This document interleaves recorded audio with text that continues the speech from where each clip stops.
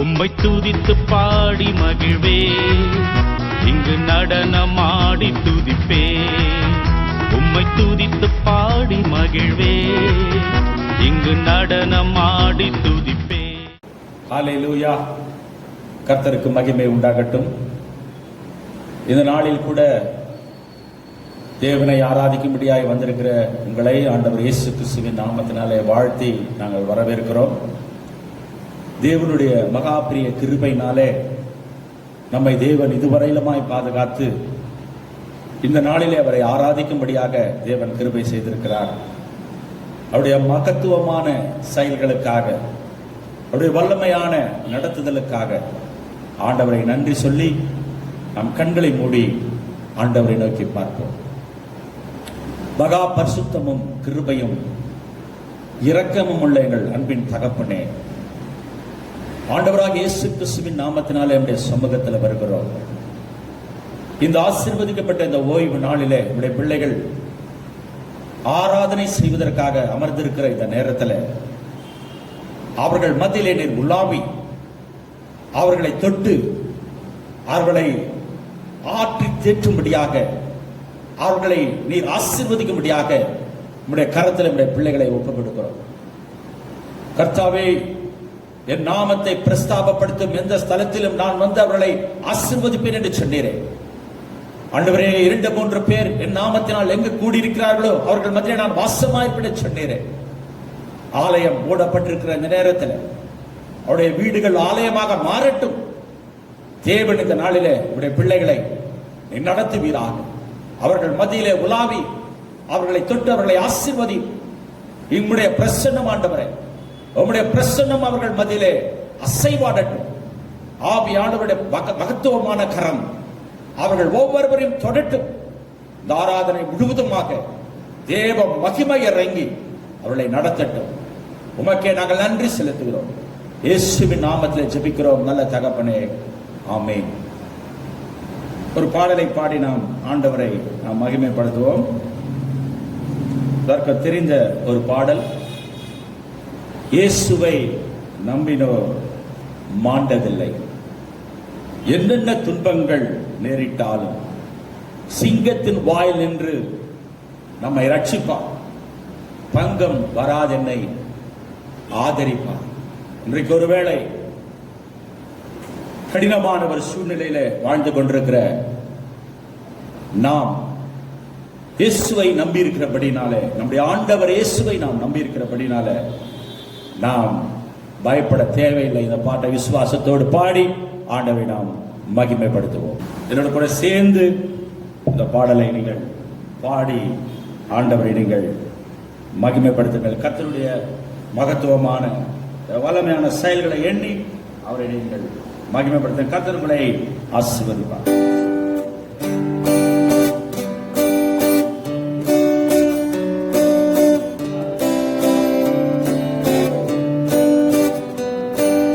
இயேசுவை நம்பினோர் மாண்டதில்லை.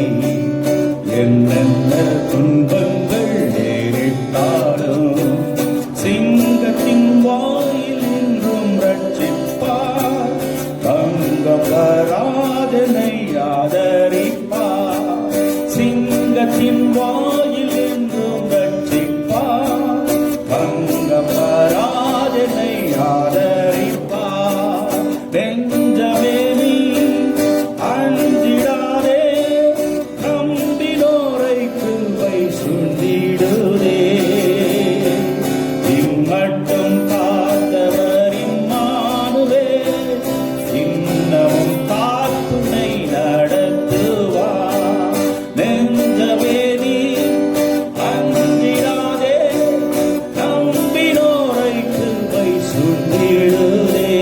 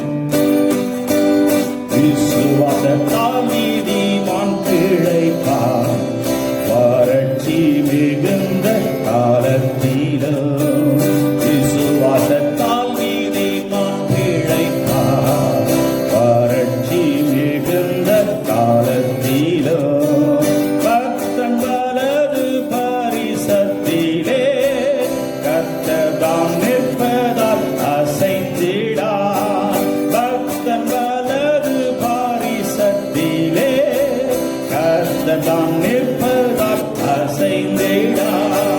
நெஞ்சமே நீ அந்திடாதே, நம்பினோரை கிருபை சூழ்ந்திடுவே. இம்மட்டும் காத்தவரின் நானுவே, இன்னமும் காத்துனை நடத்துவா.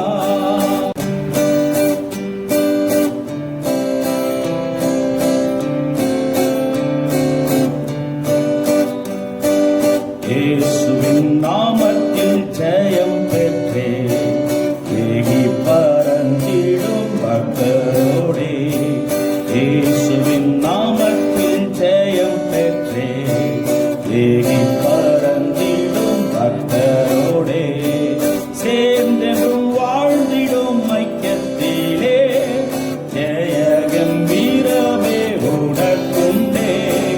சேர்ந்தென்றும் வாழ்ந்திடும் ஐக்கியத்திலே, ஜெய கம்பீரமே உனக்குண்டே. நெஞ்சமே நீ அந்திடாதே, நம்பினோரை கிருபை சூழ்ந்திடுதே.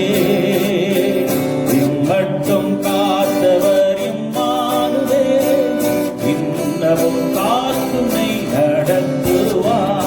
இம்மட்டும் காத்தவர் இம்மானுவே, இன்னமும் காத்துனை நடத்துவா. இயேசுவை நம்பினோர் மாண்டதில்லை, என்னென்ன துன்பங்கள் நேரிட்டாலும் சிங்கத்தின் வாயில் நின்றும் ரட்சிப்பார். பங்கம் வராதுனை காத்திடுவார்.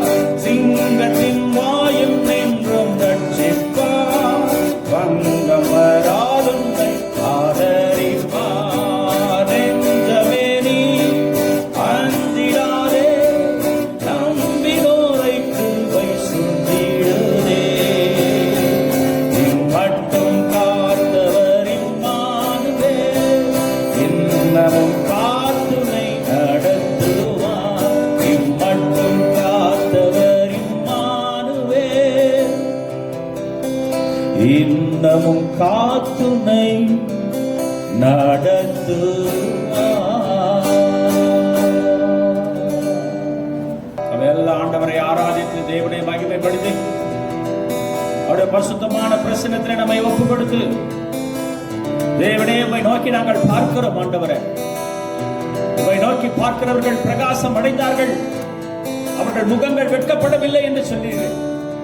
ஆண்டவரே, உம்மையே நாங்கள் நோக்கி பார்க்கிறோம். உம்முடைய பரிசுத்தமான பிரசன்னத்தினாலே எங்களை நிரப்புங்கப்பா. இந்த நாளிலே ஆராதனைக்குள்ளாக வந்திருக்கிற உம்முடைய பிள்ளைகள் மத்தியிலே பரிசுத்த ஆவியானவர் இறங்கி உம்முடைய வல்லமைகளை நிரப்புங்க. ஆண்டவரே, நீர் எங்கள் தேவனாய் இருக்கிறீர், நாங்கள் உம்முடைய ஜனங்களாய் இருக்கிறோம். உம்மை ஆராதிக்கும்படியாக தெரிந்து கொள்ளப்பட்ட வேறு பிரிக்கப்பட்ட ஜனங்களுக்காக ஸ்தோத்திரம். ஆண்டவரே, கர்த்தாவே, நீர் அவர்களை ஆசீர்வதிப்பீரா. இந்த ஆராதனைக்குள்ளே தேவனுடைய நாமம் மகிமைப்படும், தேவனுடைய வல்லமை இறங்கட்டும், தேவனுடைய மகத்துவமான கரம் ஒவ்வொருவரையும் தொடட்டும். ஆராதனையிலே நீருடைய மகிமை விளங்கப்படுவீராக. இயேசுவே, நீர் மனம் இறங்கும் இப்பொழுது. கர்த்தாவே, ஆராதிக்கிற பிள்ளைகள் நீர் வந்து இறங்குவீரா. ஹல்லேலூயா. இந்த புதிய பாடலை தேவன் எனக்கு கொடுத்தார்.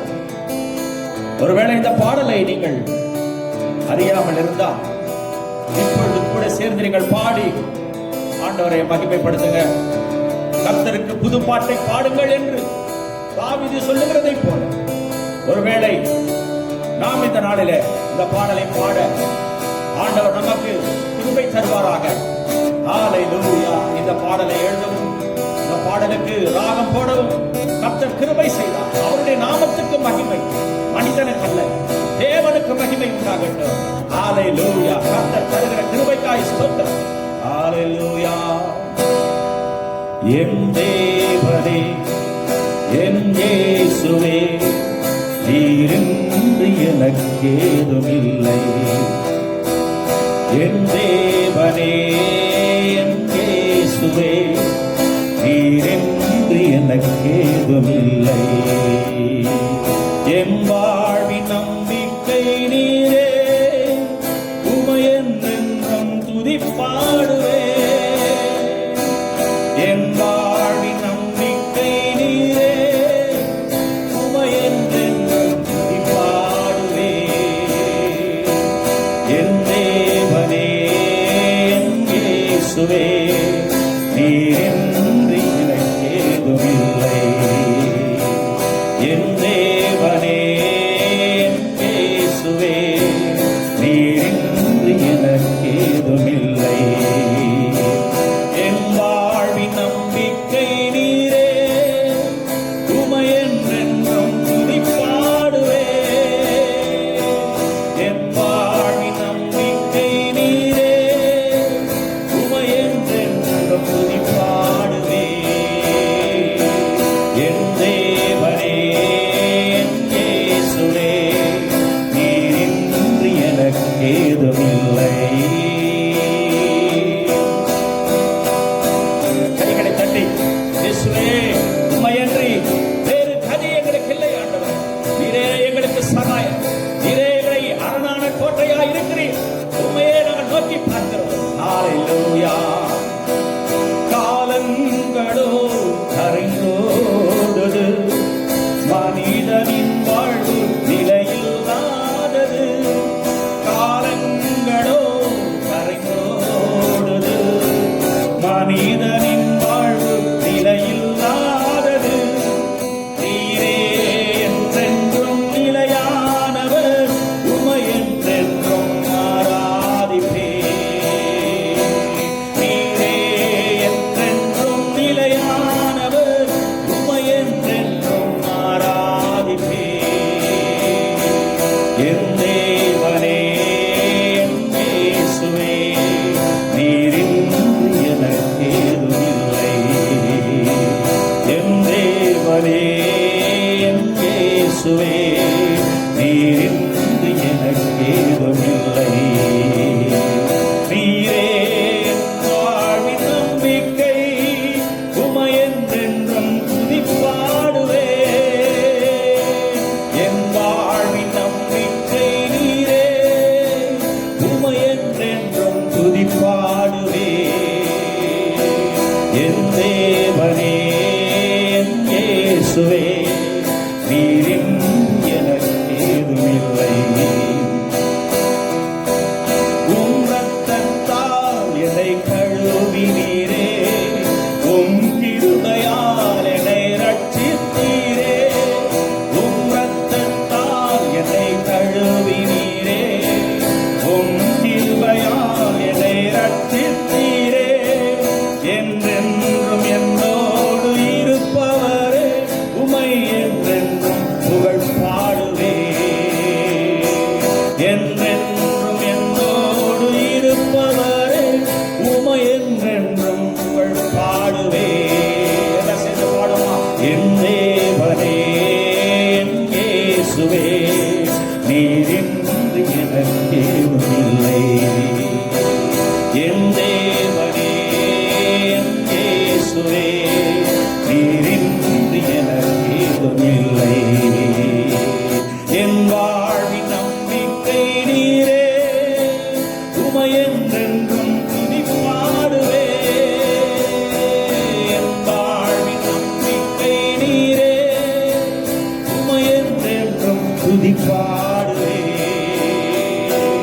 என் தேவனே, என் இயேசுவே, நீரின்றி எனக்கேதுமில்லை. என் தேவனே, என் இயேசுவே, நீரின்றி எனக்கேதுமில்லை. ஹalleluya. ஓ ஹalleluya. ஆண்டவரை மகிமைப்படுத்துவோமா? ஓ அவரை மகிமைப்படுத்தி அவரை பாடி இயேசுவே நாங்கள் ஆராதிக்கிறோம். ஆண்டவரே உமக்கு நன்றி செலுத்துகிறோம். நீரே ஆராதனைக்குரிய, நன்றியோடு உம்மை துதிக்கிறோம், உம்மை போற்றுகிறோம். நீ நல்லவர் ஆண்டவரே. ஹalleluya. உம்மை பாடாத நாட்களும் இல்லையே, உம்மை தேடாத நாட்களும் இல்லையே. உம்மை பாடாத நாட்களும் இல்லையே, உம்மை தேடாத நாட்களும் இல்லையே.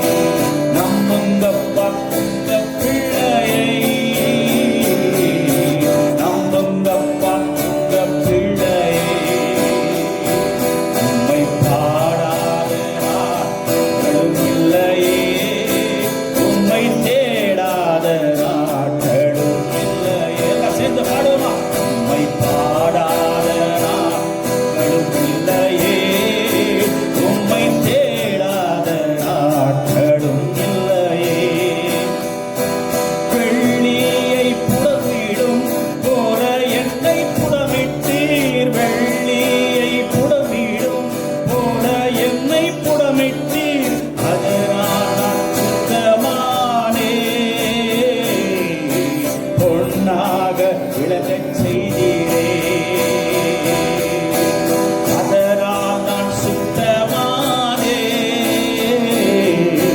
பொன்னாக விளங்கச் செய்தீரே. எல்லாம் பாடி ஆராதிப்போமா? உம்மை பாடாத நாட்களும் இல்லையே, உம்மை தேடாத நாட்களும் இல்லையே, உம்மை பாடாத நாட்களும் இல்லையே, உம்மை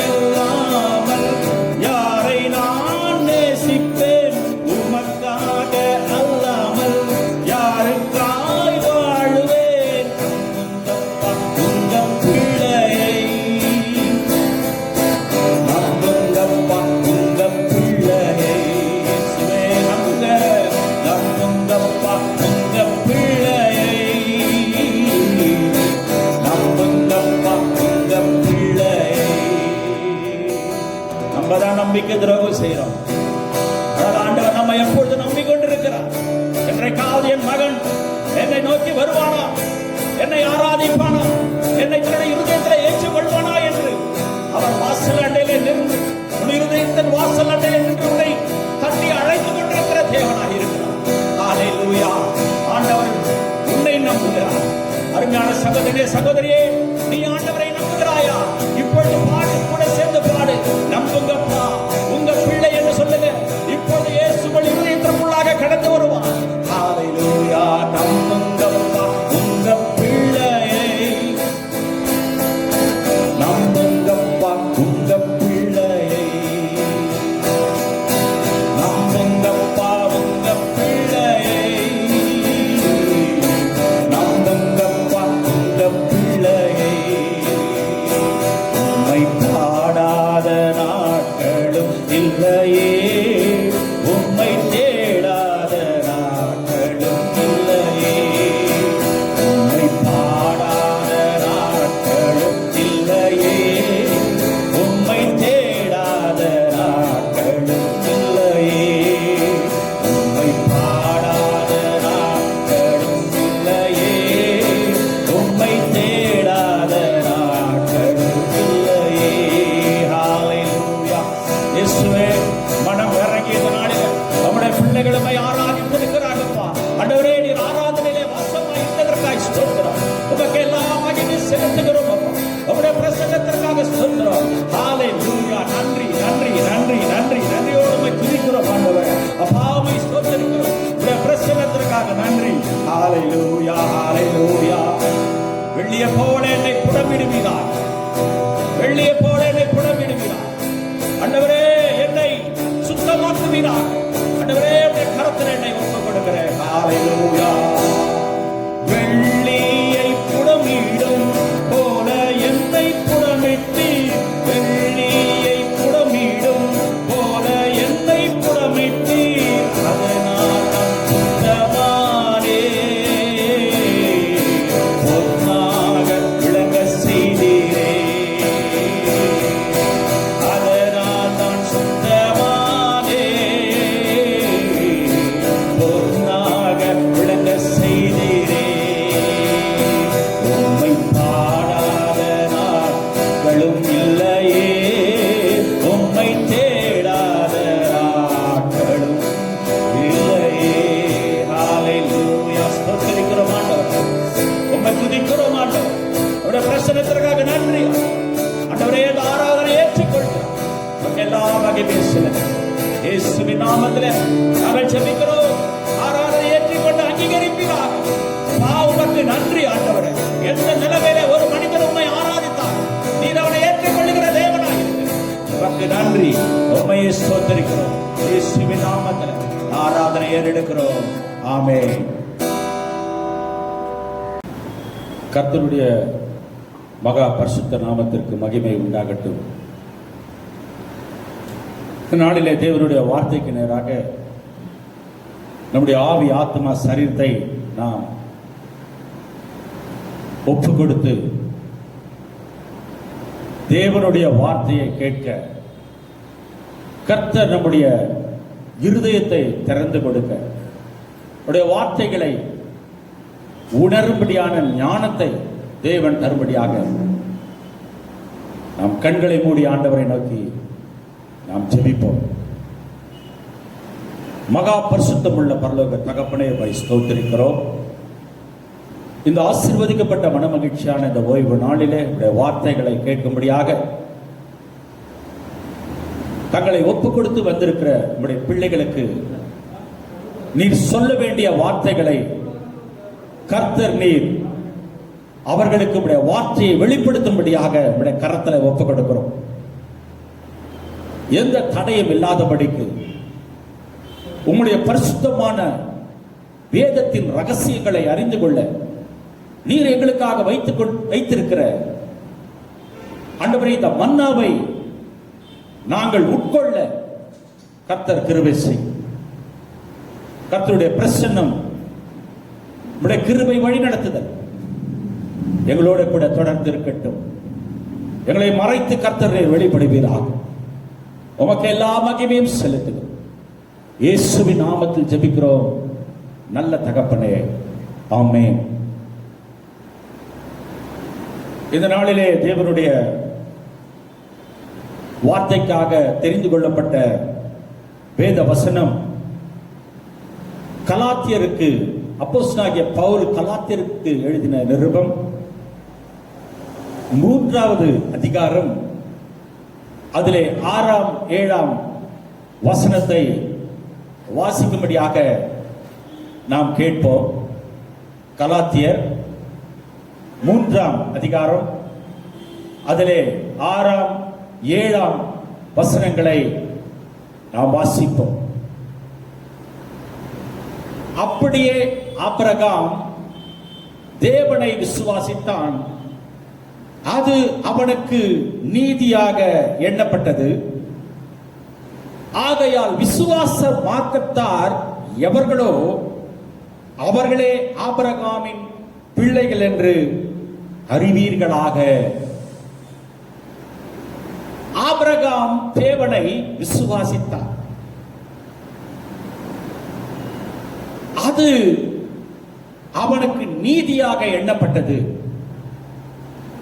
ஆகையால் விசுவாச மார்க்கத்தார் எவர்களோ அவர்களே ஆபிரகாமின் பிள்ளைகள். விசுவாச மார்க்கத்தார் என்று ஒரு சொல்லி இவ்வுலகத்திலே எத்தனையோ கோடிக்கணக்கான ஜனங்கள் வாழ்ந்தாலும் ஒரு குறிப்பிட்ட ஜனங்களை தேவன் தமக்காக வேறு பிரித்து அவர்களை விசுவாச மார்க்கத்தார் என்று அழைக்கிறார். இந்த விசுவாச மார்க்கத்தாரிடத்திலே வேறுபாடுகள் இல்லை. அவர்களிடத்தில் ஜாதி இல்லை, கலர் இல்லை, இனம் இல்லை, மொழி இல்லை, ஏழை இல்லை, பணக்காரன் இல்லை, படித்தவன் இல்லை, படிக்காதவன் இல்லை, உயர்த்த கணம் பொருந்திய நிலையில் இருக்கிறவன் என்று இல்லை, தாழ்ந்த நிலைமையிலே வறுமையிலே இருக்கிறவன் என்று இல்லை. எப்படிப்பட்ட ஒரு மனிதனாக இருந்தாலும் அவன் தேவனை விசுவாசிக்கிற ஒரு மனிதனாக இருந்தால் அவன் விசுவாச மார்க்கத்தார், அதாவது விசுவாசிகளின் கூட்டத்திலே, விசுவாசிகளின் கூடாரத்திலே அவன் இணைக்கப்படுகிற ஒரு மனிதனாக இருக்கிறான். அதிலே எல்லோரும் சமம். ஒருவேளை அமெரிக்காவில் ஐரோப்பாவில் வாழ்ற வெள்ளைக்காரங்கள்லாம் நல்லா உயரமா, நல்லா கலரா, நல்லா பார்க்க ரொம்ப ஹேண்ட்ஸமா இருக்கிறார்களே, அவர்கள் மாத்திரம் அந்த விசுவாச கூட்டத்தில் இருப்பார்களா என்று சொன்னால் அது இல்லை. எந்த உலகத்தின் எந்த கடைக்கோடி இல்லை ஒரு மனிதன் அல்லது ஏதாவது ஒரு மலையிலே வாழ்ந்து கொண்டிருக்கிற ஒரு மனிதனாக இருந்தாலும் அவன் தேவனை விசுவாசிக்கிற ஒரு மனிதனாக இருப்பான் என்று சொன்னால் அவன் ஆபிரகாமின் பிள்ளையாயிருக்கிறான். விசுவாச மார்க்கத்திலே அவன் சேர்த்து கொள்ளப்படுகிறான். ஆகவே பிரியமான தேவனுடைய பிள்ளைகளே, இந்த விசுவாச மார்க்கத்தார் என்று சொல்லி அழைக்கப்படுகிற இந்த தேவ ஜனங்களுக்கு மத்தியிலே எந்த விதமான வித்தியாசமும் இல்லை. அந்த வகையிலே ஆபிரகாம் தேவனை விசுவாசித்தான், அது அவனுக்கு நீதியாக எண்ணப்பட்டது. வேற ஒரு தகுதியும் ஆபிரகாமுக்கு இல்லை. ஆனால் ஒரே ஒரு காரியத்தை தான் ஆபிரகாம் செய்தார். அது என்னவென்று சொன்னால் தேவனை விசுவாசித்தார், அவ்வளவுதான். உன்னதமான தேவன், உயர்ந்த ஸ்தலத்தில் இருக்கிற நம்முடைய ஆண்டவர் எங்கேயோ வாழ்ந்து கொண்டிருந்த, உலகத்தின் ஒரு மூலையிலே வாழ்ந்து கொண்டிருந்த ஆபிரகாமை நோக்கி வந்தார். ஏனென்றால் ஆபிரகாம் ஒரு விக்கிரக ஆராதனை செய்கிற ஒரு குடும்பத்தில் இருந்தாலும், அதாவது விக்கிரகங்களை செய்து விற்பனை செய்கிற ஒரு குடும்பத்திலே அவன் இருந்தாலும், அவன் தேவனை விசுவாசித்தபடினால தேவன் அவனை தம்முடைய பிள்ளையாக, அவனுக்கு விசுவாசிகளின் தகப்பன் என்ற பெயரை சூட்டும்படியாக தேவன் அவனை அழைத்தார். நம்ம நிறைய பேரை அழைக்கிறோம், நிறைய பேரை நம்புறோம். நம்பி மனுஷனை நம்பி ஏமாந்தவங்க ஏராளமான பேர். வியாபாரத்தில் கூட சில சமயங்களிலே நம்ம பார்க்கிறோம், நிறைய பேர் என்ன செய்வாங்கன்னா, அந்த சிட் ஃபண்ட் நடத்துறவங்க ஃபைனான்ஸ் நடத்துறவங்க எல்லாம் நிறைய பேர் என்ன செய்வாங்க, எங்களிடத்திலே பணத்தை கொடுத்தால் நாங்கள் இத்தனை வருடங்கள் பொறுத்து இவ்வளவு பணத்தை உங்களுக்கு அதிகமாக கொடுக்கிறோம் என்று சொல்லி அவர்களை அழைப்பார்கள், மக்களை அழைப்பார்கள், மனிதர்களை அழைப்பார்கள். மனிதர்கள் அவர்களை நம்பி விசுவாசித்து கஷ்டப்பட்டு சேர்த்து வைத்திருக்கிற தங்கள் பணத்தை அதிலே கட்டி கடைசியிலே கைவிடப்பட்டு ஏமாந்து நாம் காணுகிறதை நாம் பார்க்கிறோம். அநேக இடங்களிலே இப்படிப்பட்ட சம்பவங்களை செய்திகள் மூலமாகவும் மற்ற தொலைக்காட்சியின் மூலமாகவும் நாம் இவைகளை எல்லாம் நம்முடைய காலங்களிலே நாம் பார்த்திருக்கிறோம். ஆனால் தேவன் அழைத்தால், அவரை விசுவாசித்தால் எந்த ஒரு மனிதனும் ஏமாற்றப்பட மாட்டான். ஆண்டவர் இயேசு சொன்னார், வருத்தப்பட்டு பாரம் சுமக்கிறவர்களே நீங்கள் எல்லாரும் என்னிடத்தில் வாருங்கள், நான் உங்களுக்கு இளைப்பாறுதலை தருவேன் என்று சொன்னார். ஆபிரகாம் கீழ்ப்படித்தான். ஆகவே கர்த்தர் அவனை ஆசீர்வதித்தார். அந்த கீழ்ப்படிதல் ஆபிரகாமுக்கு நீதியாக எண்ணப்பட்டது. புரியுதா? நீங்கள் ஆண்டவருக்கு கீழ்ப்படுகிறீர்கள் சொன்னால் அவருடைய வார்த்தையை விசுவாசிக்கிறீர்கள். நீங்கள் அவரை விசுவாசித்தால் அதுதான் நீதி. ஆகவே அதை ஆபிரகாம் தேவனுக்கு கீழ்ப்படிந்து விசுவாசித்ததை அவன் நீதியாக எண்ணினதனாலே தேவன் அவனை ஆசீர்வதித்தார். முதலாவது ஆபிரகாமோட ஆண்டவர் பேசுறார். ஆபிரகாமுக்கு தெரியாது ஆண்டவர் யார் என்று. அவன் இருக்கிறது ஆண்டவரை அறியாத ஒரு ஜனக்கூட்டத்தின் மத்தியிலே. ஆனால் ஆண்டவர் ஒரு நாள் அவனை அழைத்து ஆதியாகமம் 12ஆம் அதிகாரத்தை நாம் வாசிக்கும் பொழுது அதிலே ஆண்டவர் அவனோடு கூட பேசுகிறதை நாம் பார்க்கிறோம். ஆதியாகமம் 12வது அதிகாரம் அதிலே முதல் வசனத்திலிருந்து சில வசனங்களை நாம் வாசிக்கிறேன். ஆண்டவர் அவனோடு எப்படி பேசினார் என்பதை இதன் மூலமாக நாம் அறிந்து கொள்ளலாம். கர்த்தர் ஆபிரகாமை நோக்கி, ஆதியாகமம் 12 1 2 வசனங்களை. கர்த்தர் ஆபிரகாமை நோக்கி, நீ உன் தேசத்தையும் உன் இனத்தையும் உன் தகப்பனுடைய வீட்டையும் புறப்பட்டு நான் உனக்கு காண்பிக்கும் தேசத்திற்கு போ. நான் உன்னை பெரிய ஜாதியாக்கி உன்னை ஆசீர்வதித்து உன் பேரை பெருமைப்படுத்துவேன். நீ ஆசீர்வாதமாய் இருப்பாய். இப்படி திடீர்னு ஆண்டவர் அவனோட சொன்னது. ஒருவேளை நம்மளை பார்த்து ஆண்டவர் அப்படி சொல்லியிருந்தா நம்ம என்ன சொல்லியிருப்போம்? முதல்ல ஆண்டவரே என்ன பெரிய ஜாதியாக்குங்க, அப்புறம் என்ன ஆசீர்வதிங்க, அப்புறம் என் பேரை பெருமைப்படுத்துங்க. ஆண்டவரே என்னுடைய பூமிக்குள்ள என் சந்ததி எல்லாம் ஆசீர்வதிக்கப்படட்டும் என்று சொல்லி முதல்ல ஆண்டவரிடத்துல ஆசீர்வாதத்தை கேட்போம். அவர் செய்யறாரான்னு பார்த்துட்டு தான் அதுக்கப்புறம் நான் விசுவாசிக்கிறேன். நிறைய பேர் சொல்றது, என்னுடைய காரியம் இதெல்லாம் இருக்கு, இப்படிப்பட்ட சூழ்நிலைகள் எல்லாம் நான் இருக்கிறேன், ஆண்டவர் முதல்ல இதை செய்யட்டும், அப்புறம் என்ன செய்யலாம், ஆண்டவரை நான் ஏற்றுக்கொள்கிறேன். அதுவரையிலும் ஆண்டவரை நான் எப்படி ஏற்றுக்கொள்ள முடியும்? ஆண்டவர் ஏதாவது என்னுடைய வாழ்க்கையிலே அவர் நன்மை செய்தால் அவரை ஏற்றுக்கொள்கிறது என்று சொல்லி அநேகர் என்ன செய்யறோம்? நம்ம இப்படிதான் சொல்லுவோம். ஆபிரகாமுடைய விசுவாசத்தினுடைய லெவல் என்னன்னு பாத்தீங்கன்னா, இன்றைக்கு எல்லாரும் ஆபிரகாமை குறித்து பேசுகிறோம் சொன்னா பாருங்க, ஆபிரகாம் தேவனை எந்த கேள்வியும் கேட்காம அவன் விசுவாசித்தான். பாருங்க, வேதத்துல முக்கியமான 3 காரியங்கள் இருக்கிறது. நம்முடைய வாழ்க்கையின் ஜீவிதம் ஓட்டத்திலே நாம் கடைபிடிக்க வேண்டியவைகள் 3 உண்டு. ஒன்று விசுவாசம், இரண்டாவது நம்பிக்கை, மூன்றாவது அன்பு. இதிலே அன்பு பெரியதுதான். ஆனாலும் இந்த 3ம் இல்லாமல் ஜீவியத்தை, இந்த உலக வாழ்க்கையின் ஜீவித முடிவை நாம் முடிக்க முடியாது. அல்லேலூயா.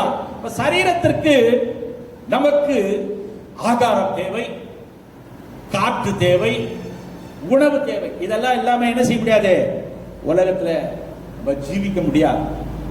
அப்படித்தான் ஆவிக்குரிய வாழ்க்கைக்கு நமக்கு முக்கியமாக விசுவாசம், தேவன் மேல வைக்கிற அன்பு,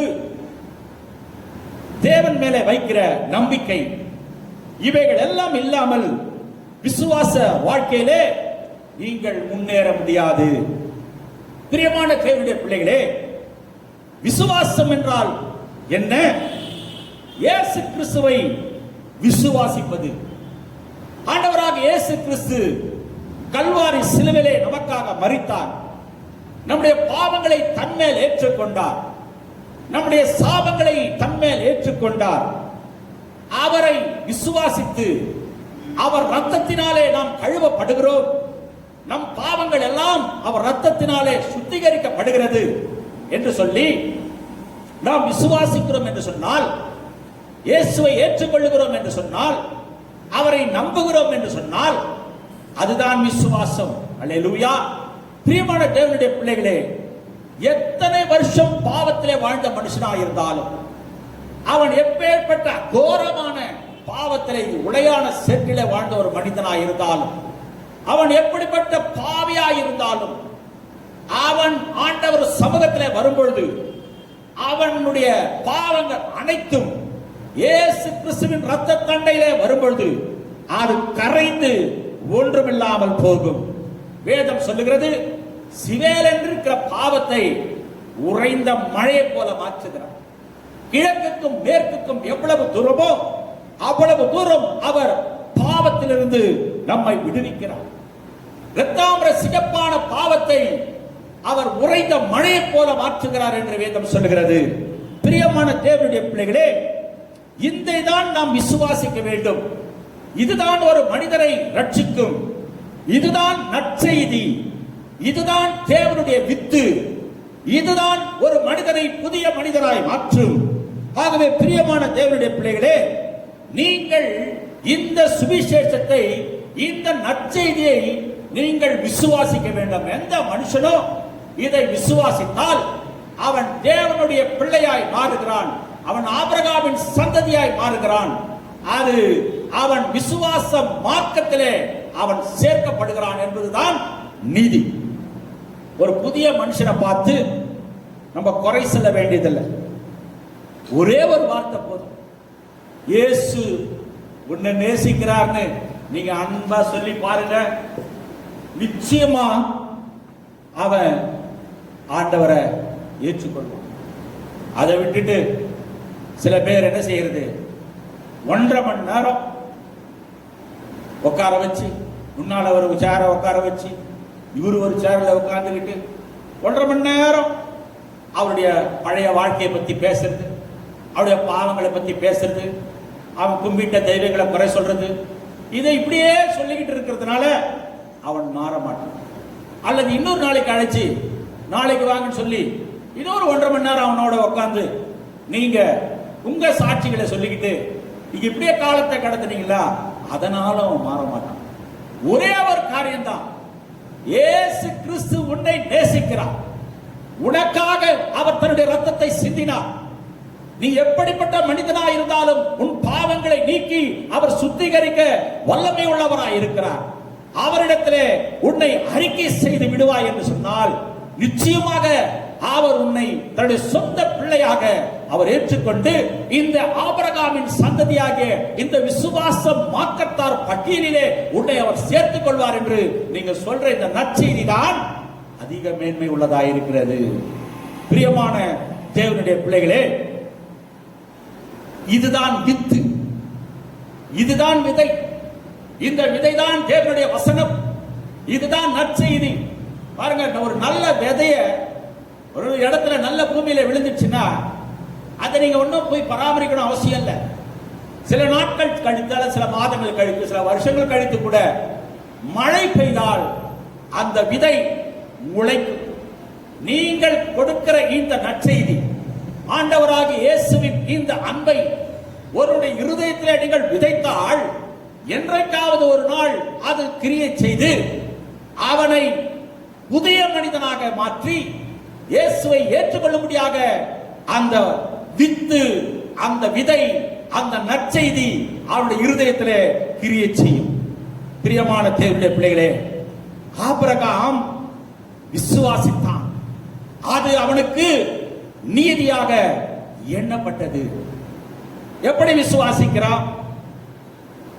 முதல்ல ஆபிரகாம் ஆண்டவர் சொல்றார், உன் தேசத்தையும் உன் இனத்தையும் உன் தகப்பன் வீட்டையும் நீ விட்டு நான் காண்பிக்கிற தேசத்துக்கு நீ போ. இதுவரைக்கும் ஆபிரகாம் தான் வீட்டை விட்டு வெளியே வந்ததில்லை. ஆனா இப்போ ஆண்டவர் சொல்றாரு, உன் தேசத்தையும் உன் இனத்தையும் உன் தகப்பன் வீட்டையும் விட்டு நான் காண்பிக்கிற தேசத்திற்கு நீ போ. முதல்ல நம்ம ஆசீர்வதிக்கப்படணும்னு சொன்னா ஆண்டவருக்கு கீழ்ப்படிய வேண்டும். அல்லேலூயா. ஆண்டவரிடத்துல தர்க்கம் பண்ணக்கூடாது. ஆபிரகாம் ஆண்டவரை நோக்கி, ஆண்டவரே நான் எப்படி போக முடியும்? எந்த தேசத்துக்கு போக சொல்றீங்க? அது எப்படி இருக்கும்? அந்த தேசம் எப்படி இருக்கும்? அந்த தேசத்தின் ஜனங்கள் எப்படி இருப்பார்கள்? அங்கே என்ன மொழி பேசுவார்கள்? அல்லது இவ்வளவு நாள் நான் இருந்த இந்த இடத்தை விட்டு நான் எப்படி என் ஜனத்தை விட்டு போக முடியும்? என் தகப்பன் வீட்டை விட்டு நான் எப்படி போக முடியும் என்று சொல்லி ஆண்டவரிடத்திலே அவன் தர்க்கம் பண்ணல. ஆபிரகாம் உடனே கீழ்ப்படிந்தார். அவர் புறப்பட்டு போகிறார். அப்படி அவர் தன்னுடைய இனத்தையும் ஜனத்தையும் தன்னுடைய தேசத்தையும் தன்னுடைய தகப்பன் வீட்டையும் அவர் விட்டு போகும் பொழுது, ஒருவேளை அந்த பார்த்தவர்கள் இவரை பைத்தியக்காரன் என்று நினைத்திருப்பார்கள். எங்கப்பா போற ஆபிரகாம்? எனக்கு தெரியாது. தேவன் என்னோட கூட பேசினார். நான் காண்பிக்கிற தேசத்துக்கு நீ போ என்று சொன்னார். ஆகவே நான் போகிறேன் என்று இவர் கண்டிப்பா சொல்லி இருப்பார். அப்பொழுது என்ன நினைச்சிருப்பாங்க? ஏதோ அவருக்கு சரி மனநிலை சரியில்லை, அதனால இப்படி போகிறார் என்று கூட சில பேர் பேசி இருக்கலாம். பிரியமான தேவனுடைய பிள்ளைகளே, மற்றவர்கள் என்ன பேசுகிறார்கள், மற்றவர்கள் என்ன சொல்லுகிறார்கள், மற்றவர்கள் இதை எப்படியெல்லாம் டைவர்ட் பண்றாங்க அப்படின்னு சொல்லி ஆபிரகாம் யோசிக்காம தன்னோட பேசின தேவன் தனக்கு சொன்னதை நிறைவேற்ற அவர் வல்லவராய் இருக்கிறார், அவரை நாம் விசுவாசிக்கிறேன் என்று சொல்லி அதை தனக்கு நீதியாக எண்ணிக்கொண்டு தேவனை விசுவாசித்து தன்னுடைய தேசத்தையும் தன்னுடைய இனத்தையும் தன்னுடைய தகப்பன் வீட்டையும் விட்டு அவர் புறப்பட்டு தேவன் காண்பிக்கிற தேசத்திற்கு அவர் போனார். அல்லேலூயா. பாருங்க, இப்படி போன இந்த ஆபிரகாமுக்கு மறுபடியும் ஒரு பிரச்சனை வருது. விசுவாசத்துல அநேக சோதனைகளை நாம் கடக்க வேண்டி வரும். ஆபிரகாம் இப்பொழுது ஆண்டவர் சொன்னதை போல வாக்குத்தத்தம் உள்ள ஒரு மகனை ஈசாக்கை கொடுத்துட்டார். ஈசாக்கு வளர்ந்து பெரியவனாகி விட்டான். இப்ப ஆண்டவர் என்ன செய்யறாரு? ஈசாக்கை எனக்கு பலி கொடு. மோரியா மலையிலே என்ன செய்? ஈசாக்கை எனக்கு பலி கொடுக்கணும். இவர் உடனே திருப்பி, என்ன ஆண்டவரே, எவ்வளவு கீழ்ப்படுகிறார் பாருங்க. நீங்க தானே சொன்னீங்க என் சந்ததி பூமியிலே பெருத்திருக்கும் என்று சொன்னீங்களே, என் சந்ததியை பூமியிலே நான் ஆசீர்வதிப்பேன் என்று ஆண்டவரே நீங்க சொன்னீங்களப்பா. ஆண்டவரே இப்போ நீங்க மறந்துட்டீங்களா? அதெல்லாம் மறந்துட்டீங்களா? இப்போ ஒரே ஒரு மகனாகிய என்னுடைய மகனாகிய ஈசாக்கை பலி கொடுக்கும்படியாக நீங்க கேட்கிறீங்களே என்று சொல்லி ஆபிரகாம் எந்த விதத்திலும் தேவனோடு அவன் தர்க்கம் செய்யவில்லை. அல்லேலூயா. பாருங்க என்ன செய்யறாரு கேட்டா, அன்றைய நாளிலே ஈசாக்கை பலி கொடுக்க அழைத்து செல்லுகிற அந்த நாளிலே தன் மனைவிடத்துல சொல்லல. மனைவிடத்துல சொல்லியிருந்தா என்ன பண்ணிருப்பாங்க? சாராள் இவரை தூக்கி ஒரு ரூம்ல போட்டு பூட்டி அடைச்சி வச்சுட்டு உனக்கு ஒரு வேலையே இல்லைன்னு சொல்லி ஆபிரகாம தள்ளி இருப்பாங்க. இரண்டாவது, ஆபிரகாம் தன் வேலைக்காரங்கிட்ட கூட சொல்லல. ஏன்னா ஒருவேளை இந்த காலத்துல இது நடந்திருந்தா உடனே வேலைக்காரன் செல்போன்ல அடிச்சு அவன் மனைவி கிட்ட இத சொல்லி இருப்பான். பிரியமான தேவனுடைய பிள்ளைகளே, இந்த ஆபிரகாம் தன் வேலைக்காரங்கிட்ட கூட என்ன செய்யல?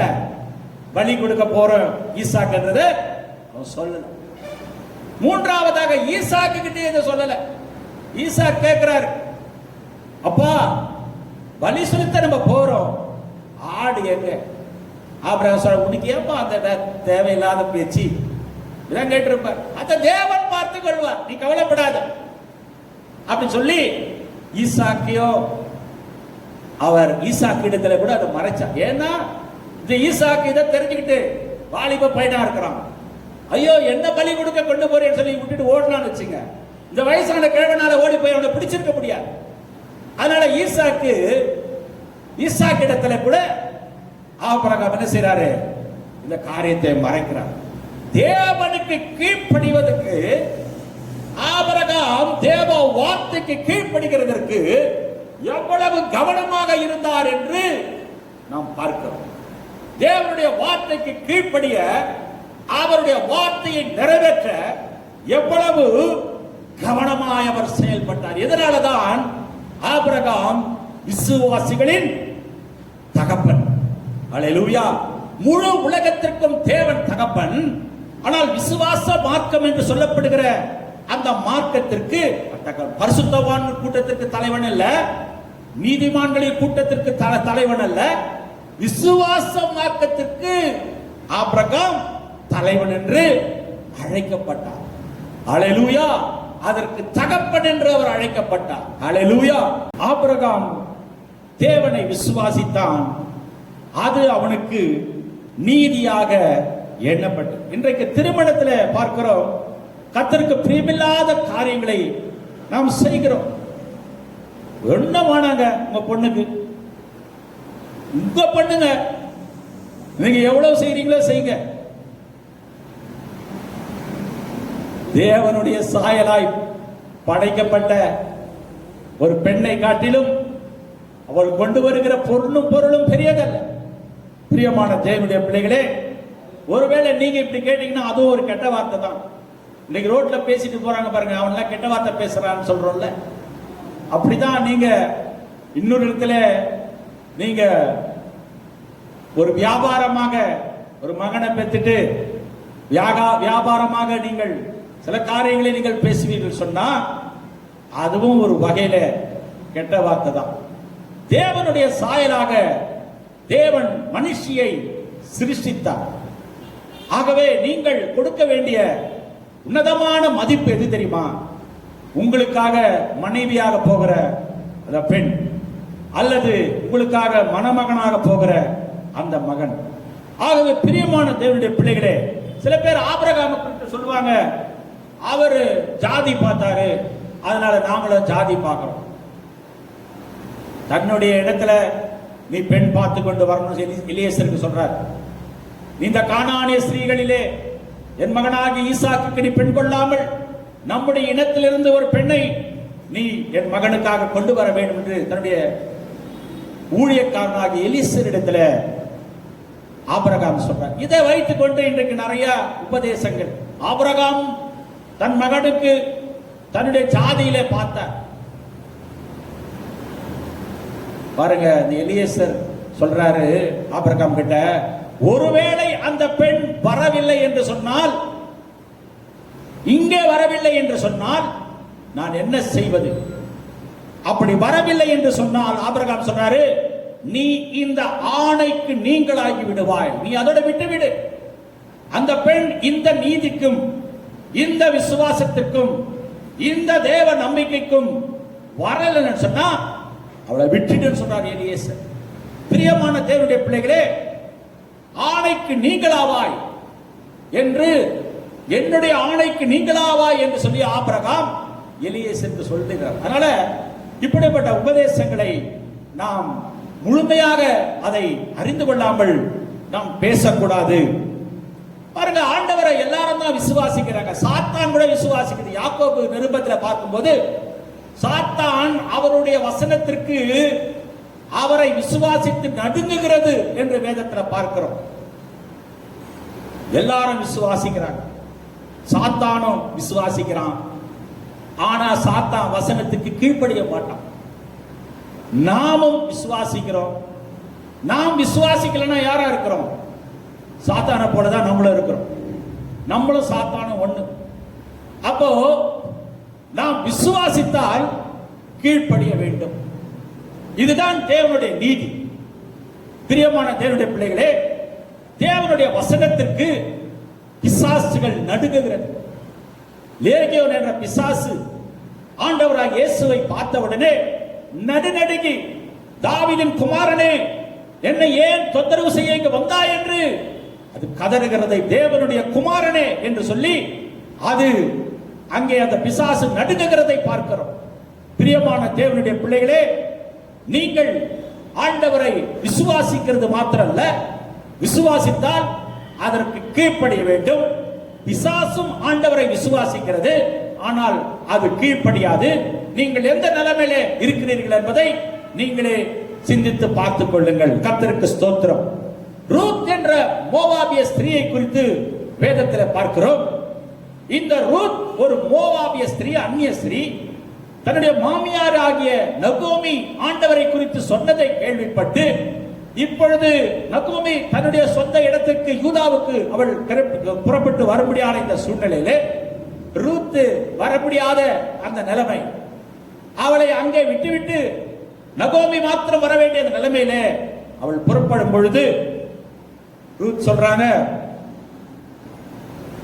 என்னை திரும்பி போ என்று இனி இதை பற்றி பேச வேண்டாம். நகோமி சொல்றாங்க, நீ திரும்பி போயிடு, உன்னுடைய தேசத்துக்கு நீ போயிடு, நான் எங்க இடத்துக்கு போயிடுறேன், இப்ப சூழ்நிலை அப்படி இருக்கிறது, ஆகவே நீ திரும்பி போ என்று சொல்லி தன் மருமகளை ரூத்தை மோவாபுக்கே அவள் விட்டு முடியாக யோசிக்கும் பொழுது ரூத் சொல்றாங்க, நான் நீ போகிற இடத்திலே வருவேன், உன்னுடைய தேவன் என்னுடைய தேவன், உன்னுடைய ஜனங்கள் என்னுடைய ஜனங்கள், நீ இருக்கிற இடத்துல நான் இருப்பேன், நீ மரிக்கிற இடத்துல நானும் மரிப்பேன் என்று சொல்லி விசுவாசத்தில் உறுதியாக ரூத் அந்த நகோமியை பின்பற்றி அவர்கள் கீழ்ப்படிந்து அவர்கள் அவளோடு கூட வந்து ஆசீர்வதிக்கப்பட்டு அவளுடைய சந்ததியிலே தாவீது தோன்றி அவளுடைய தாவீதுடைய சந்ததியிலே ஆண்டவராக இயேசு கிறிஸ்து பிறந்தார் என்ற இதையெல்லாம் நாம் அறிந்திருக்கிறோம். ஆகவே உத்தமமாய் கீழ்ப்படியும் பொழுது தேவன் அவர்களை ஆசீர்வதிக்கிறார். பிரியமான தேவனுடைய பிள்ளைகளே, இந்த நாளிலே தேவனுடைய வார்த்தையை நீங்கள் கேட்டிருக்கிறீர்கள். விசுவாச மார்க்கத்தார் பட்டியலிலே நீங்களும் நானும் இணைக்கப்பட வேண்டும் என்று சொன்னால் ஆண்டவருடைய வார்த்தைக்கு கீழ்ப்படிந்து அவருடைய கட்டளைக்கும் பிரமாணங்களுக்கும் கீழ்ப்படிந்து அவர் நமக்கு சொல்லுகிற வார்த்தையை விசுவாசித்து அதிலே நாம் நம்பிக்கையோடு நம்முடைய ஓட்டத்தை நாம் ஓட வேண்டும். இதைத்தான் தேவன் நம்மிடத்திலே எதிர்பார்க்கிறார். பாருங்க, ஆபிரகாம் திரும்பி எப்ப தன்னுடைய தேசத்தையும் தன்னுடைய ஜனத்தையும் தன்னுடைய தகப்பன் வீட்டையும் அவன் எப்ப விட்டு வந்தானோ திரும்பி அந்த இடத்துக்கு போகவில்லை. ரூத்தை நீங்கள் பார்ப்பீங்க சொன்னா எப்ப மோவாப் தேசத்தை விட்டு தன்னுடைய மாமியாரோட யூதாவுக்கு வந்தாலோ திரும்பி அந்த தேசத்துக்கு போகவில்லை. இன்றைக்கு நாம் என்ன செய்கிறோம்? ஆண்டவரை விசுவாசித்துட்டு மறுபடியும் பழைய காரியத்தை செய்துகிட்டு இருக்கோம். ஆண்டவரை ஏற்றுக்கொண்டு மறுபடியும் பழைய காரியத்தை செய்து கொண்டிருக்கிறோம். பிரியமான தேவனுடைய பிள்ளைகளே, நாம் விசுவாசிக்கிறது இன்னார் என்று நாம் அறிந்திருக்க வேண்டும். நாம் விசுவாசிக்கிறவர் என்னார் என்று நாம் அறிந்திருக்க வேண்டும். விசுவாசம் இல்லாமல் தேவனுக்கு பிரியமா இருப்பது கூடாத காரியம். விசுவாசத்தில் வராத யாவும் பாவம் என்று வேதம் சொல்லுகிறது. பிரியமான தேவனுடைய பிள்ளைகளே, இந்த நாளிலே இந்த செய்தியை நீங்கள் கேட்கிறீர்கள். நாம் ஆண்டவரை விசுவாசிக்கிறோம். அது மாத்திரமல்ல, அது தேவனுடைய நீதியாய் எண்ணப்படுகிறது. ஆபிரகாம் தேவனை விசுவாசித்தான், அது நீதியாய் அவனுக்கு எண்ணப்பட்டது என்று சொன்னால் விசுவாசத்தோடு மாத்திரமல்ல, அவன் தேவனுக்கு கீழ்ப்படிந்தான், அவருடைய வார்த்தைக்கு கீழ்ப்படிந்தான். நீங்கள் விசுவாசி என்ற பெயரை வைத்துக் கொண்டு அவருடைய வார்த்தைக்கு கீழ்ப்படியாமல் இருப்பீங்களே சொன்னா ஒரு காரியம் நடக்காது. அல்லேலூயா. அவருடைய வசனத்துக்கு நடுங்குகிறவர்களை அவர் நோக்கி பார்க்கிறார் என்று வேதம் சொல்லுகிறது. பிரியமான தேவனுடைய பிள்ளைகளே, அவரை விசுவாசித்து அவருக்கு கீழ்ப்படிந்து அவருடைய வசனத்துக்கு நடுங்குகிறவர்களை கர்த்தர் ஆசீர்வதிக்கிறார். இந்த நாளிலே இந்த செய்தியை கேட்டதன்படி ஆபிரகாம் தேவனை விசுவாசித்தான், அது அவனுக்கு நீதியாக எண்ணப்பட்டது. அல்லேலூயா. ஆகவே விசுவாசம் மார்க்கத்தார் அனைவரும் ஆபிரகாமின் பிள்ளைகள் என்று பெயர் எடுக்கிறார்கள். இந்த வகையிலே பிரியமான தேவனுடைய பிள்ளைகளே, நீங்களும் நானும் அவரை விசுவாசித்து வார்த்தைக்கு கீழ்ப்படிந்து தொடர்ந்து நம்முடைய வாழ்க்கையின் ஓட்டத்திலே நாம் ஓடுவோம் என்று சொன்னார். கர்த்தர் நமக்கு அற்புதத்தை செய்து நம்மை ஆசீர்வதிக்கிறவராய் இருக்கிறார். ஹல்லேலூயா. பூமிக்குரிய ஆசீர்வாதம் மாத்திரமல்ல, பரலோகத்தின் ஆசீர்வாதம் தேவன் நமக்கு கொடுக்க வல்லவராய் இருக்கிறார். கர்த்தர் உங்களை ஆசீர்வதிப்பாராக. நம் கண்களை மூடி ஆண்டவரை நோக்கி பார்ப்போம். பரிசுத்தமுள்ள தகப்பனே, கோடான கோடி ஸ்தோத்திரங்கள். இந்த நாளிலே ஆண்டவருடைய வார்த்தையின் மூலமாக எங்களோடு கூட பேசினதற்காய் ஸ்தோத்திரம். தொடர்ந்து எங்களை நடத்துவீராக. உம்முடைய கிருபையினால் எங்களை நடத்தும் ஆண்டவரே. தொடர்ந்து இந்த விசுவாசத்திலே நாங்கள் உறுதியாய் இருக்கும்படியான இந்த விசுவாச வரத்தை எங்களுக்கு தாரும். ஆவியின் வரங்களிலே ஒரு வரம் விசுவாச வரம். இந்த வரத்தை நாங்கள் பெற்றுக்கொள்ள ஆண்டவரே கிருபை செய்யும். ஆண்டவரே, விசுவாசிக்கிறது மாத்திரமல்ல ஆண்டவரே, அதன்படி ஆண்டவரே கீழ்ப்படிந்து உடைய வார்த்தைகளின்படி நடக்க எங்களுக்கு பலன் தார். இந்த நாளில் இந்த செய்தியை கேட்ட ஒவ்வொருவரையும் கர்த்தர் ஆசீர்வதியும். தொடர்ந்து இந்த தேசத்திற்காக ஜெபிக்கிறோம். தொடர்ந்து நடக்கிற இந்த சூழ்நிலைகளை கர்த்தர் சீக்கிரத்திலே மாற்றி ஆண்டவரே ஒரு சுபிட்சமான நிலைமையை, ஒரு ஆசீர்வாதமான நிலைமையை இந்த தேசத்திற்கு தரும்படியாக ஜெபிக்கிறோம். சீக்கிரத்தில் சபையின் கதவுகள் திறக்கப்படட்டும். ஆண்டவரே, இந்த வியாதியின் கூரை கர்த்தர் முறித்து போடுகிறார், அழித்து போடுகிறார். பரலோகத்தில் அக்கினி இறங்கட்டும். ஆண்டவரே, நீர் ஆண்டவரே அற்புதம் செய்ய வல்லவர். தொடர்ந்து இந்த தேசத்திற்காக ஜெபிக்கிறோம். உலகம் முழுவதும் இந்த வியாதியிலே கஷ்டப்படுகிற ஜனங்களுக்காக ஜெபிக்கிறோம். கர்த்தர் ஒவ்வொருவரையும் விடுதலை செய்கிறாங்க. ஆண்டவரே, கடந்த 2 மாதங்களுக்கு மேலாக வீட்டிலே அடங்கி கிடந்து எந்த வேலையும் செய்ய முடியாதபடிக்கு ஆண்டவரே கஷ்டத்தில் இருக்கிற பிள்ளைகளுக்கு கர்த்தர் சீக்கிரத்திலே விடுதலை தரும்படியாக ஜெபிக்கிறோம். தூர தேசத்திற்கு பயணம் போக முடியாதபடிக்கு வேலை இழந்து தவிக்கிற பிள்ளைகளை கர்த்தர் நீர் ஆண்டவரே அற்புதமாய் தொடுவீராக. இந்த சபிக்கப்பட்ட சாப நிலைமை மாறட்டும். ஆண்டவரே, கர்த்தர் எங்கள் பாவங்களை மன்னி உம்முடைய கரத்தில் எங்களை ஒப்புக் கொடுக்கிறோம். தொடர்ந்து இந்த செய்தியை கேட்ட ஒவ்வொருவருக்கும் ஆபிரகாமின் விசுவாசத்தை தருவீராக, கீழ்ப்படிதலை தருவீராக, உடைய வசனத்துக்கு நடுங்குகிற ஆண்டவரே பயத்தை தருவீராக. ஆண்டவர் இயேசுவின் நாமத்திலே ஜெபிக்கிறோம் நல்ல தகப்பனே. ஆமென், ஆமென். ஒரு பாடலை பாடி ஆண்டவரை மகிமைப்படுத்துவோம். ஒரு பாடலை பாடி நம்ம ஆராதனை நாம் நிறைவு செய்து நாம் ஆண்டவரை துதிப்போம். எனக்காய் ஜீவன் விட்டவரே, என்னோடு இருக்க எழுந்தவரே, எனக்காய் ஜீவன் விட்டவரே, என்னோடு இருக்க எழுந்தவரே, என்னை என்றும் வழி நடத்துவாரே, என்னை சந்திக்க வந்திடுவாரே, என்னை என்றும் வழி நடத்துவாரே, என்னை சந்திக்க வந்திடுவாரே. இயேசு போதுமே, இயேசு போதுமே, எந்த நாளிலுமே என் நிலையிலுமே எந்த வாழ்வினிலே இயேசு போதுமே. பிசாசின் சோதனை பெருவிட்டாலும் சொந்து போகாமல் முன் செல்லவே, பிசாசின் சோதனை பெருவிட்டாலும் சொந்து போகாமல் முன் செல்லவே, உலகமும் மாமிசமும் மயங்கிட்டாலும் மயங்கிடாமல் முன்னேறவே, உலகமும் மாமிசமும் மயங்கிட்டாலும் மயங்கிடாமல் முன்னேறவே. இயேசு போதுமே, இயேசு போதுமே,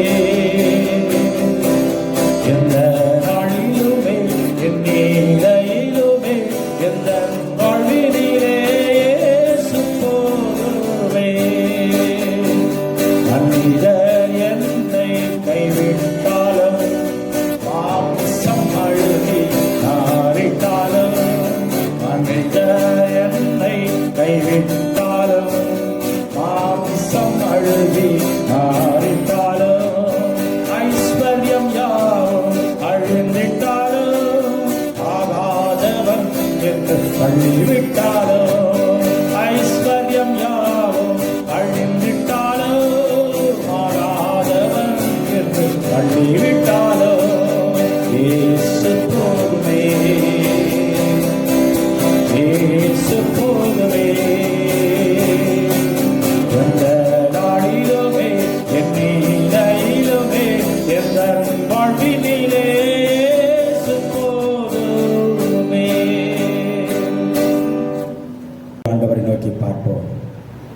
பரிசுத்த தகப்பனே உம்மை ஸ்தோத்திரிக்கிறோம். இந்த நாளிலே உம்முடைய ஆராதனையில கலந்து கொண்ட உம்முடைய பிள்ளைகளை ஆபிரகாமை எப்படி ஆசீர்வதித்தீரோ அப்படியாக நீர் ஆசீர்வதிக்கும்படியாக உடைய கரத்துல கொடுக்கிறோம். தொடர்ந்து கர்த்தருடைய பிள்ளைகளோடு இருந்து நீர் நடத்துவீராக. உம்மை நம்பினவர்கள் ஒருவரும் வெட்கப்பட்டு போவதில்லை. கர்த்தர் ஆண்டவரே, நீர் அவர்களை தொடர்ந்து நடத்தி அவர்களுக்கு வேண்டிய சுக பலன் ஜீவன் ஆரோக்கியத்தை தந்து கர்த்தர் பாதுகாத்துக் கொள்ளும். உடைய கிருபை சூழ்ந்து கொள்ளட்டும். உமக்கே நாங்கள் நன்றி செலுத்துகிறோம். ஆண்டவர் இயேசுவின் நாமத்தில் ஜெபிக்கிறோம் நல்ல தகப்பனே, ஆமென். நம்முடைய கர்த்தராகிய இயேசு கிறிஸ்துவின் கிருபையும் பிதாவாகிய தேவனுடைய அன்பும் பரிசுத்த ஆவியானவருடைய அந்யோன்யமும் ஐக்கியமும் அடையாளம் நம்மோடும் சகல பரிசுத்தவான்களோடும் கர்த்தர் வருகை மட்டும் இருப்பதாக அனைவரும் சேர்ந்து சொல்லுவோம். என் ஆத்துமாவே கர்த்தரை ஸ்தோத்திரி, என் முழுவதும் பரிசுத்த நாமத்தை ஸ்தோத்திரி. என் ஆத்துமாவே கர்த்தரை ஸ்தோத்திரி, கர்த்தர் செய்த சகல உபகாரங்களை மறவாதே.